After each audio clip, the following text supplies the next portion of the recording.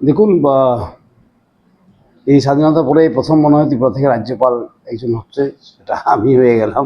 কী হতে পারতো, কোনো ব্যাপার না। এটা প্রথম, দ্বিতীয়, তৃতীয় কোনো ব্যাপার না। কথা হলো প্রধানমন্ত্রী এবং মহিম প্রেসিডেন্টকে এবং হোম মিনিস্টারকে ধন্যবাদ দেওয়া যে ত্রিপুরার জন্য ওরা ভাবে সবসময়। বিশেষ করে প্রধানমন্ত্রী সবসময় ত্রিপুরাতে আসে, ইলেকশন হোক, ইলেকশন ছাড়াও আসেন উনি।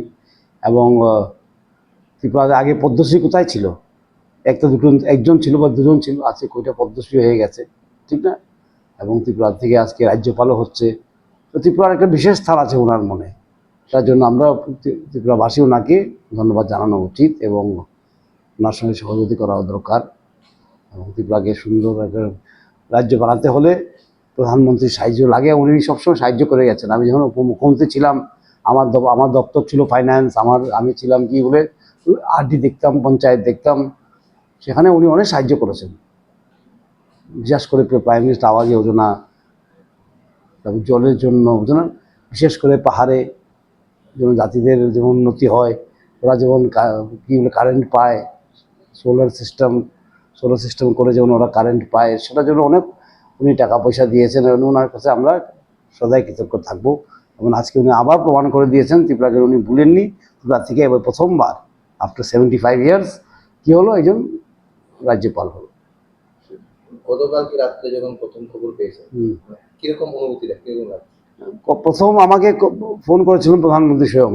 উনি একটা ফোন করে বললেন, তুমি ত্রিপুরার বাইরে কাজ করতে হবে তোমাকে। আমি বললাম, আপনি আদেশ করুন, আমরা তো পার্টি করি, যেখানে যা আদেশ হবে তাই করবো। এরকমই কথা হয়েছে ওনার সঙ্গে। তারপর আমাকে ফোন করেছে মুখ্যমন্ত্রী তেলেঙ্গানার, বলে ওয়েলকাম টু তেলেঙ্গানা। তখন আমি জানলাম যে আমি তেলেঙ্গানা রাজ্যপাল হয়ে যাচ্ছি। আমি জানতাম না কোথায় রাজ্যপাল হবো, কিন্তু মুখ্যমন্ত্রী ফোন করার পরে আমি বুঝলাম। সার্বিক এই বিষয়টা কিরকম লাগছে নিজের একটা অনুভূতি? দেখুন, ভালো, এতদিন পরে একজন ত্রিপুরার লোক, ঠিক না, রাজ্যপাল হচ্ছে, সেটা একটা রেকর্ড একটা হচ্ছে, ভালো। এবং কাজ সবখানেই করতে হয়, ঠিক না? কেমন লাগছে সেটা বড় কথা নয়, কাজ কীভাবে করা হবে সেখানে, সেটা নিয়ে চিন্তা করা দরকার। মুখ্যমন্ত্রী ছিলাম তখন কাজ করেছি একরকম, তখন তো একটা পলিটিক্যাল পদও ছিল সেটা, ঠিক না, পার্টি ওয়াইজ। এখন তো রাজ্যপাল যখন, সেটা কি সাংবিধানিক পোস্ট, ঠিক না, সেটা অন্যরকম কাজ। ওখানে মুখ্যমন্ত্রীর সঙ্গে মিলে কাজ করতে হবে, সংবিধানকে রক্ষা পায়, সংবিধান যেমন ঠিকমতো চলে, সেটা রাজ্যপালের দেখা। এবং সাংবিধানিক পদ এবং মন্ত্রী পদে অনেক বেশ কম।